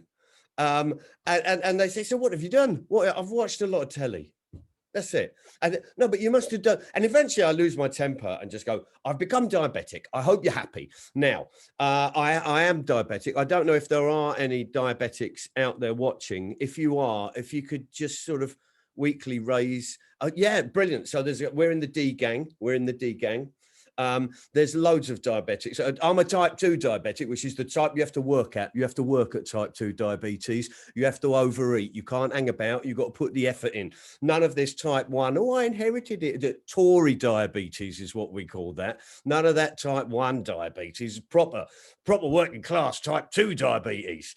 And I tell you, this is the weird thing about it is that because there's loads of us. There are so many of us. Right, there are more people becoming diabetic every day than there are leaving the Labour Party, which is enormous. Right, seriously, there's just loads of us. And as we know, just it's nice to see Ken Loach here. You know, it's nice for him to have somewhere to go after being kicked out of the Labour Party again. And you just sort of think this Keir Starmer is rubbish. He's rubbish, isn't he? There's Boris Johnson, who behaves like a clown with a baseball bat at the dispatch box. You don't need someone there going, oh, I'm going to be very forensic. Oh, and all the press love him. Oh, he was so forensic. You know, there's Boris with his makeup and his custard pie, and there's Starmer going, where were you on the night of the... You don't need that. I tell you who you do need as Labour Party leader, Kathy Burke. She'd knock hell out of him. She'd be the best Labour leader we can, because she'd just get up there and smack him. And that's the kind of behaviour that we expect to see. So anyway, let's move on, because I've got a sharp spin A sharp spin, for those of you who are diabetic, you'll know what a sharp spin is. It's where you get all your jabbers and stabbers and blood testing stuff, which is fantastic because you get a load of kit. And I feel like some weird 19th century self-medicating gentleman doctor. He's, oh, the bloods are 4.5. What do you prescribe, Mr. Mark? An ampule of laudanum and a Twix. So the thing is, though, I've got a sharp spin, which is where you put all your leftover blood bits and pieces and everything. And you have to give it into the NHS and they have to take it no matter what is in there. All the stuff the council won't take in the sharp spin. All those lids from anchovy tins, which are just, in the shops. All those Allen keys you thought, no, I'll keep that. That'll come in. No, I've got Matt Hancock's career in my sharp spin. That's what I've got in mind. And the NHS have to take it and destroy it. Now, while we're on the subject of Matt Hancock, who, as you know, is actually 12 and was made health secretary and was only allowed into Downing Street because they thought he was one of Johnson's children. As you know, that Matt Hancock isn't actually a proper human being. He is, in fact, the ghost of a Victorian child who died of consumption and looks like this is what happens when Haribo breed. This is, utterly unbelievable that he gave evidence in front of the select committee and said we didn't have any problems with PPE. It's like, were we not there? Did we not see it? Did we not see nurses in bin bags? No, there was no. And it was like, what world are we in? I was expecting his evidence to end with the words, 3, 2, 1, you're back in the room. The cognitive dissonance on it was just absolutely remarkable. So, I've got diabetes anyway. Let's go back to that because I have I had a hypo, and a hypo is where your blood sugar goes down too low, and it can be quite dangerous. And I phoned the doctor the next day and said, look, I think I've had a hypo. And the doctor said, what did you do? I said, I got a tortilla wrap, 2 bananas, covered it in honey and ate it. And he went, well, that's the nuclear option. And I said, well, what should I have done? And he said, you should have eaten 5 jelly babies. I was like, mate, that's not really a proper illness if my medicine is jelly babies. I feel quite dispirited by that. And I said, what should I look out for? What should I tell friends and family? Because if I have a hypo, what are the signs? What should they look out for? And he said, well, the signs of someone going into a hypo is, first of all, becoming belligerent and argumentative. Okay, any other signs? Confused and angry. Thank you very much. Anything else? Yeah, sweaty and hungry. And at this point, it was like, okay, I give up. There is no way that I'm going to survive this. However, I became diabetic while I was looking after my mum, 86 years old. My mum is between all the kids, we've stopped my mum. She now gets 1 copy of the Daily Mail a week. And we all take turns in buying it to share the guilt and the shame. But the newsagent knows me. So when I walk in there, he just goes, Daily Mail, comrade. I just thought, oh, man. And my mum also asked for it. I walk into the flat. She goes, you got my fascist rag. So she is the rudest woman ever. I can't even begin to tell you how rude she is. I'll tell you this one example, all right? Just bear with me. I went to see my mum and she was moaning and she said, oh, they got a day for everything. I said, what do you mean? She said, they got a day for giraffes. They got a day for yogurt. They got a day for goats who like giraffes, who like yogurt. And I said, I don't know if you know this. The 8th of August, this is just true. The 8th of August, which was the day that I was visiting, is International Women's Orgasm Day. That's what it is. And my mum said, and this is a quote, oh, that's why your sister hasn't been round then. Unbelievable. Unbelievable. That is my mum, right? The first day when I walked into the flat, because I looked after her for 5 months during lockdown, on the first day I walked in, as I walked in the hall, she said, quote, she's waiting for me. It goes, and here's a list of things I don't like about you. And she just reads this list of things she doesn't like about me, finish it up with the words, and you bring out the worst in me. And so we sort of got 5 months. The second thing she does on the first day that I'm in the house with her, 5 minutes of being in the house, she goes, you got to come and see this. I said, what is it? It's my DNR letter. I'm like, you're kidding. No, you got to see my do not resuscitate letter. I don't want to hang around. When it's time to go, that's it, I'm off. And so I'm looking at this do not resuscitate letter. 3 days later, I've got it embroidered on the heaviest pillow in the house. I promise. I love her, obviously, but seriously. I don't know. I mean, I cut my mum's toenails recently, right? Which is a thing that you do. It's an act of kindness and love. And I said, do you want me to do your because it was me or the blacksmith. And I said, do you want me to do it? Because, you know, they can take small dogs and lamb. And I said, do you want me to do it? He said, yeah. I said, would you like me to put your feet in a bowl of water? He goes, yeah, that'd be nice. I said, do you want to put a bit of Dettol in? Because she feels very relaxed when she smells Dettol. She goes, yeah, that'd be nice. And if you've got any J's fluid, basically anything by ICI goes in the thing. So I get her then out and dry the feet up. And I get these croppers to them. And it was like being in a gunfight in a Sergio Leone spaghetti Western film in a bar, because there's bits of toenail just go ding, ding, ding, ding, ding. And at one point, my mum starts laughing. And I said, what's the matter? She goes, they're in your hair. Unbelievable. And so I wanted, but this is the thing I want to say. It's great that everyone's here because you can't believe, my mum has this thing, right? My mum, she's quite a wind up. I'm going to do a couple more minutes if that's all right. I don't know how long I've got, but my mum, I'll be making stuff and she'll suddenly go, I know you don't like him, Mark, because she's a little bit Albert Steptoe. I know you don't like him, but that Boris Johnson is working very hard. And I look round the corner and she's sitting there, this look on her face. And she does this, he's a very good public speaker. And you think, no, he's not. He's not a good public speaker. I hate every fibre of the man's body. And even I'm embarrassed when I see him because he just stands there at the dispatch box.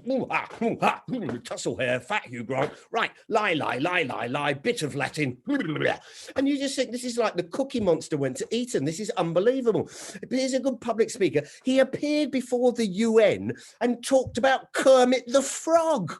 He talked about Kermit at the UN, because we all know that world leaders constantly make reference to children's programs and popular culture in their speeches. Who can forget Fidel Castro saying from the podium of the UN, or indeed Nelson Mandela saying by the power of Grayskull. I mean, this is just absolutely incredible. The man is a fraud from start to finish. And of course, there's a fuel crisis because Grant Shapps came along and said, don't panic, everyone. And as soon as Grant Shapps, who's got the moral authority of a second-hand stag night onesie, as soon as he says don't panic, everyone just goes and there's people charging into the petrol stations. But everyone's I can't even drive, but I thought I'd fill a plastic bag and put it in a bath. You know, this is because they're just absolutely incompetent, stupid, over-entitled ignoramuses who believe that they are greater than their skills. They are absolutely phenomenal. And when Johnson, whenever he gets into trouble, and this was the other thing, because Johnson, we've run out of toilet roll, we've run out of beer, we've run out of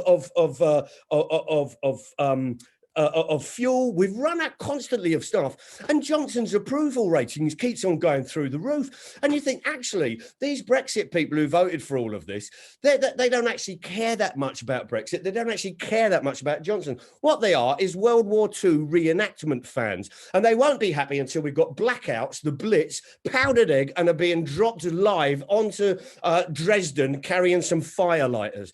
So, I mean, that's my theory of them all. But the point being is, Johnson, all of them are absolutely incredible. Raab, look at Dominic Raab. He actually looks like he's just hidden a body. Next time you see him, he's got that look of a man who's just hidden a body. Priti Patel, she looks like she did it. Whatever it was, she did it. Now, Raab has been sacked, which is unbelievable. He's been sacked and demoted, and yet is Deputy Prime Minister. That's not being sacked. I want to see him in the pub. I want to see him crying. I want to see his mates going, we'll help you sign on Monday.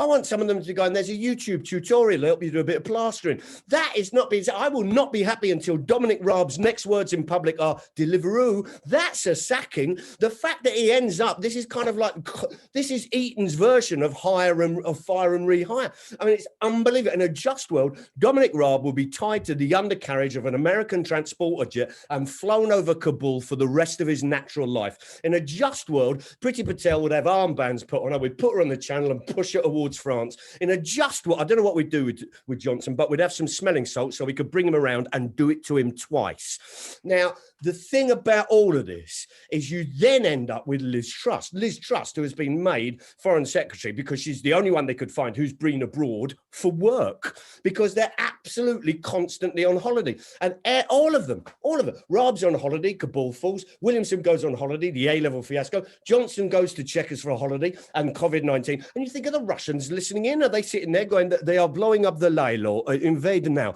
This is just remarkable, the laziest bunch of scoundrels ever. And then they make Nadine Dorries Culture Secretary.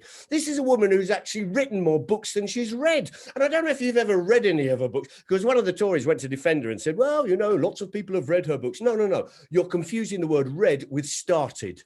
That's what you're confusing. No one's actually, I mean, if that's your definition in your matrix of read, well, I've read all of Salman Rushdie's, and I've actually finished decorating the kitchen. I mean, that does not count. If you've ever tried to buy a Nadine Dorries book, I recommend you do it. Go into a bookshop, get a copy of Nadine Dorries, walk up to the counter and just have the bookseller take the book, look at you in the eye and go,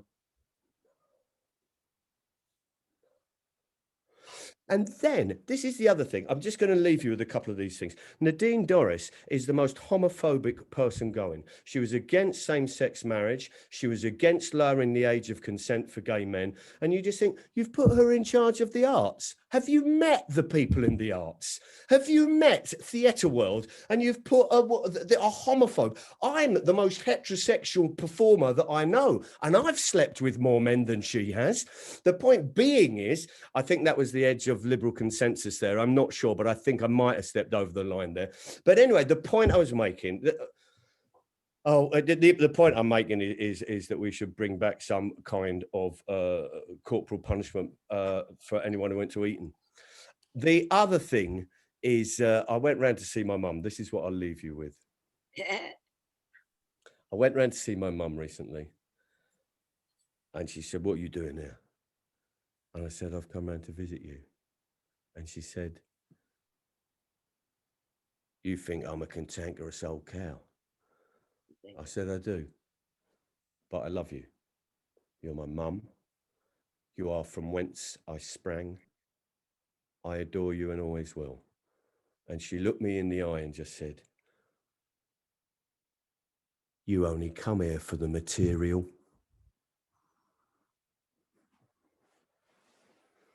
Have a very, very lovely evening, and thank you for coming along. It's brilliant to be on the bill with Imran and all the brilliant work that Colin and everyone does, and also to see Liz there. Thanks so much, Mark. Thank you for raising our spirits and for making us laugh. Really, really wonderful. So we have to move on. Time is upon us, and we now have a special recorded message from another IMET patron, Channel 4 news presenter, Jon Snow. Jon is scheduled to be at the Labour Party conference this evening. I think he's on duty for Channel 4, so he's unable to join us. So he's recorded this message. Jon needs no introduction. He appears on our screens most days as an anchor for Channel 4 News. He's been a patron for IMET for many, many years, and he normally attends all of the IMET events that he can when he's available.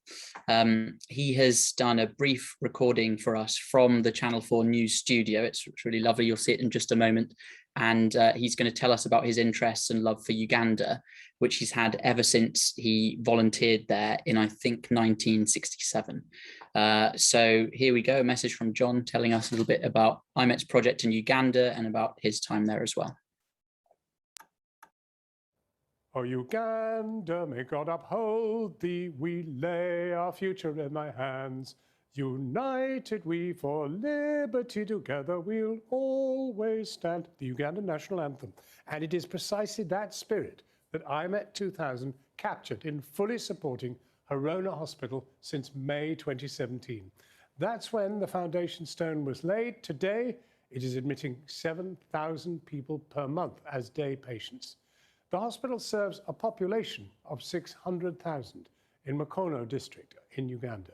Inevitably, the COVID-19 surge in Uganda has considerably impacted on the hospital's work. The hospital has been forced to set up a ward of 12 beds for severely infected patients with life-saving oxygen and medicines, which IMET2000 is delivering at great cost. Because of the lockdowns, fewer patients have been coming through the door, and the reduction of income, which normally pays for the 50 staff, has provided enormous difficulties. Because oxygen cylinders can no longer be filled in Uganda, IMET2000 is sending an oxygen generator so that the hospital has its own supply. We are buying a Toyota Land Cruiser fully equipped as an ambulance, not only for emergency transport, but to provide backup for the mobile clinics. This is a very special thing for me because I was lucky enough to be sent to Uganda at the age of 18 in 1966 as a volunteer teacher with VSO.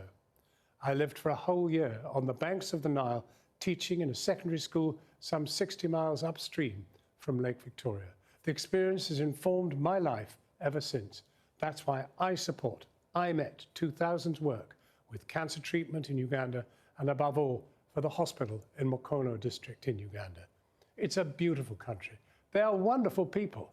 They've suffered so much, but their resilience ensures that great work is being done, and IMET2000 is a valiant and successful supporter in the development of that country. That's why I sang the Ugandan national anthem before telling you of IMET2000's work. Thank you, John, and so lovely that he was able to record that from the studio for us. I'm now going to hand over to Malik and Colin, who together are going to describe 5 projects which we hope will spark your interest and generosity this evening. These are projects that we're specifically fundraising for at the moment and which really need your support if you're able to provide it. These are all particularly urgent within the context of the current pandemic as well. So I'll hand over to both Colin and Malik. Thanks, Charles. Thank you very much. Well, this is, I hope everyone enjoyed the videos, the comedians and everything we've delivered so far. But this bit now, I'm coming to the bit which I don't enjoy myself, which is the bit where we will both, Colin and I, have to ask for money.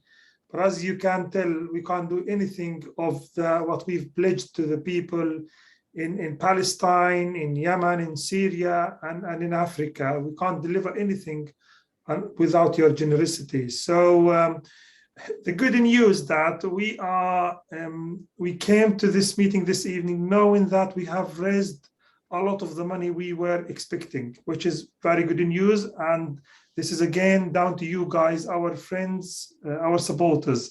So we were looking to get £60,000 to do whatever we wanted to do.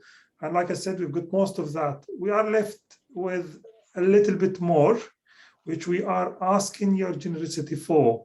So I'm going to talk about 3 projects in Palestine, which I am seeking your generosity for this evening.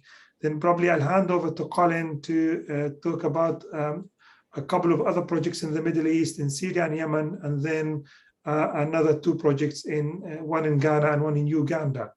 Speaking of the projects in Palestine, we are looking for funding for 3 projects, 2 in West Bank and 1 in Gaza. The 2 in West Bank is to do with really capacity building. So as you've seen from the videos, we've been working around the clock. When everybody decided to sit at home, we stayed on the front line, training doctors and nurses on how to handle cases during the pandemic. Would like to continue.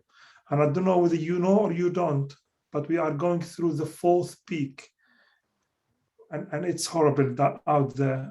And if you look at the factors in terms of number of populations, very high number of deaths and very high numbers of admissions to hospitals and intensive care.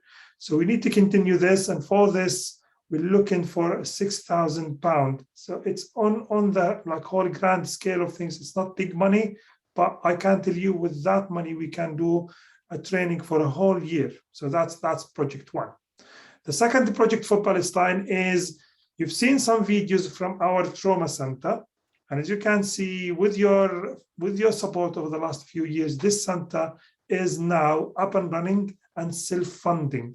And now we are at a stage where we would like to expand it so that we could do training for basic life support and training.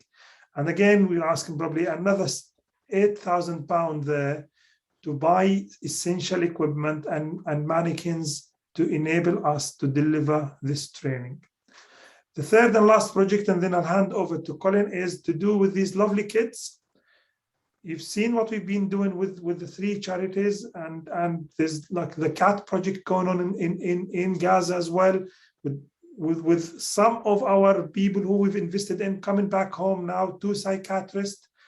We would like to continue supporting them, and we'd like to, with your help, we can deliver and we can make our pledge to these kids and their families come true. I'm going to shut up here and hand over to Colin, and I really hope you guys can support us on these 3 essential projects. Thank you. Over to you, Colin. Thank you, Malik. As I said before, at least 85% of our effort and money goes into the Middle East, and most of that goes to Gaza and the West Bank of Palestine. But I hope some of you will support some of our projects outside Palestine. I've sometimes wondered if we could do anything in the Yemen, for example, as seen as perhaps the worst suffering on the planet at the moment. Fortunately, my good friend Stella Charman, who runs a charity called Action for Child Trauma, has set up a training program for psychologists, social workers, and school teachers, and invited us to participate. We've already talked a bit about the success of this program and the difficulties it faces, but a mere £5,000 tonight would make it possible. I would also like to commend to you the great work that Sarah Gardner, who alas is ill tonight and can't join us, but she's doing extraordinary work in the very poorest region of Ghana, and showed her film describing just one aspect of the SNAP program. I just wanted to emphasize the SNAP program is for disabled children and their mothers, and the mothers come in once every fortnight or so, 60 of them from villages around the center, and they join together, and it's the first time that they know other people who've got the same problems with their own children. It's such a stigma and a taboo subject that people hide away from mental health issues or disablement and so on, and it's shocking. It's something we're trying to address, and actually it's working. We've now extended our program to 3 different regions, not just villages, and taken this SNAP program out to that. So it's something I'm hoping will expand and expand through the top of upper reaches of Ghana in the very poor areas. So that's we need really support, 6,000 to support Camille, the Ugandan, who you could probably not understand very well. We should have had captions there, I know. And the SNAP project, which I've just described, for a whole year, just £6,000. Finally, just want to expand a little about Corona Hospital in Uganda. Due to the 2 wonderful benefactors that I named earlier, we are now the proud owners of a brand new Toyota Land Cruiser ambulance. 48,000 was donated, and 50,000 was donated, and we needed 48,000 for the Land Cruiser itself. And that's not just for picking people up off the road after road accidents, although they're plentiful, I tell you, unfortunately. This town is on the north-south route from the northern parts of Africa and Tunisia and Algeria and places like that, right down to South Africa. So it's a terrible place for carrying disease and so on, and terrible accidents. So it's very important for that and for the outreach clinics. And I'm terribly keen on the outreach clinics. This is something that MAP do in the West Bank very successfully. We've done the same in other countries. And I like the system. You can do an awful lot in very poor areas and very poor villages where there's no healthcare whatsoever and there's no transport to get out of the village. So people just die, or women just die because a baby's stuck inside them and rots. And that's a terrible thing to have to say, but it's shocking. And I think it's something we should address. And the purpose-built oxygenator was valued at 110,000 initially. That includes installment. That's what it will cost to pay for all shipping and installation, and that means piping into the COVID ward with 12 COVID beds, into the surgical theatres, of which there are 3. So it requires a lot of work once it gets there in a container, is stuck on the outside of the hospital, and it's piped, the oxygen is piped in. If you don't understand what oxygen generators are, you suck in compressed air or air, and you separate the oxygen into 93% or 94% medical grade oxygen, and you chuck out the rest, the pollutants, the nitrogen and so on, out of normal air. So it's a way of being self-supporting and self-sufficient in the hospital for all your oxygen supplies. And that's terribly important because there's no oxygen available. It's a terrible problem in India. It's a terrible problem worldwide, but it's particularly bad in Uganda because there is no oxygen. You take your cylinder to the central place to get it filled. It takes you hours to get there. You arrive there and they say, go away, you might get some tomorrow. Back you go. It's a terrible situation and extremely expensive. I mean, the cost has gone up 5-fold in the last few weeks just because of COVID. So to pay for all shipping and installation, all of that piping, we need at least 15,000, and we can raise some this evening. So I want to thank you. We're not going to have an auction this evening, but we have in the past had silent auctions. But I have got just one book, an antiquarian book, which was printed probably in 1895, and it's been donated to us. It's in absolute mint condition. It's called Palestine, Palestine Past and Present by Laura Valentine. It's been valued in mint condition at £280, and it has a reserve of £200. It's open to offers this evening in writing. I personally would love to have it myself, but if we get a good bid, I have to let it go. But it'll be on offer this evening in writing after completion of the program. It's a special antique book, and before I hand over to Charles, I want to say a massive thanks to everyone for being with us, and the guest speakers and the entertainers who will accept no fee and help us just for the sheer hell of it. Finally, I want to tell you that I think the Board of Trustees that we have got as an institution, is the best Board of Trustees I've ever worked with, and I've worked with many. They're a tremendous group of people, and they don't just sit on their bottom twice a year and listen to us pontificate. They actually go out to Ghana, they go to Tibet, Nepal, India, and they go to Palestine on a regular basis when COVID allows, of course, and actually work for us. They don't just talk about it. So they're very active. And we've also got a very supportive council of patrons, some of whom are here tonight, and are very supportive and very active in many cases. So my wife, oh yes, I did. My wife is handing me a bit of paper to remind myself. The other thing, I just want to end on this. Because of this oxygen shortage, one of our trustees, Professor Rebecca Shipley, is a mechanical engineer, mathematician. She's head of engineering, health engineering in University College London, my old place, and she's designed these constant pressure airway CPAPs respirators, which are much better than ventilators in the initial stages of going into intensive care. And she's UCL have not only donated them to many countries, but they've given free all of the blueprint for actually designing them. No money, no return. It's like AstraZeneca letting their vaccine go so cheap compared with Moderna and Pfizer. It's a British, I think, one of the best British things that we can do is to provide soft power and do something for the third world, the developing countries, the poor and needy, anywhere on the planet.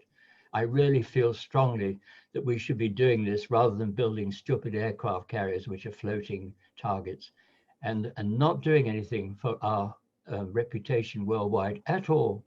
So I want to end on that note. Thank Becky Shipley for her work, and of course she knows that we've helped her get these breathing circuits and so on into Peru, as well as what we do in the Middle East and Africa. But that's our first move really into South America, and we'll expand there if we have to. So I'd like to thank you all again and shut up. Thank you. Good night.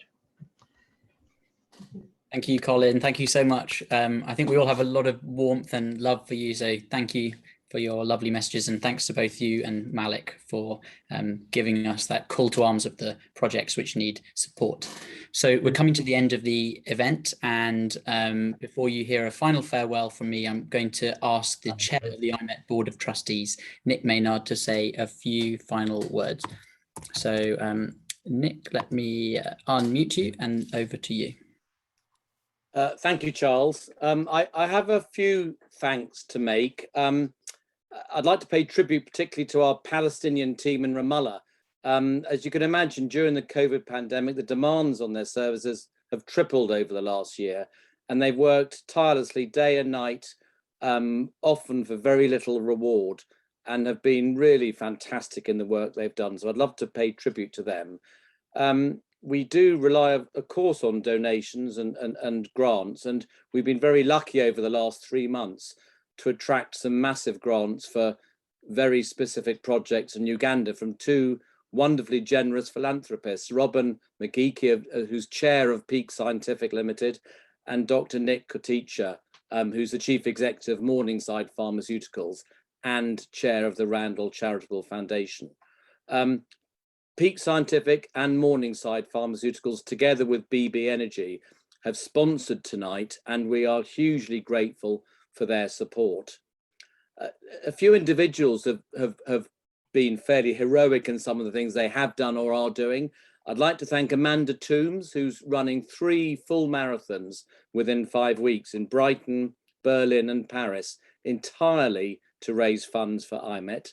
Tim Potier, who is running the Manchester Marathon, and Ivor Dembina, who's running 9 comedy shows in aid of our joint projects with MAP. I'd like to thank Charles, who has run the evening as well as ever, has mostly kept everyone to time. Of course, IMET wouldn't exist without the people who do all the work, and I'd like to pay tribute to Malik, our Chief Executive Officer, who's also a full-time neurosurgeon, and quite how he does all of this is beyond me. His son Jojo, who's been the IT wizard tonight, and indeed I know most of Malik's family who've done a lot of work behind the scenes this evening. You all know Harriet, of course, our Director of Corporate Developments and Events, and she's worked tirelessly to make this evening a success. And I guess the last word, but not the least word, goes in tribute to the utterly heroic Colin Green, our founder, Director of Overseas Development and Treasurer, and I think easily to say an inspiration to all of us and what he does for IMET. And Colin's name is synonymous with IMET, and I think we all recognise what an enormous amount he does. So Colin, thank you from all of us for everything you do for this wonderful, wonderful charity. And I'd like everyone to clap out loud. And just as a final word, the best way you can show your gratitude to everything that Colin does is to get on Just Giving and donate money to this wonderful, wonderful charity. Thank you, Charles. Wonderful. Thanks, Nick.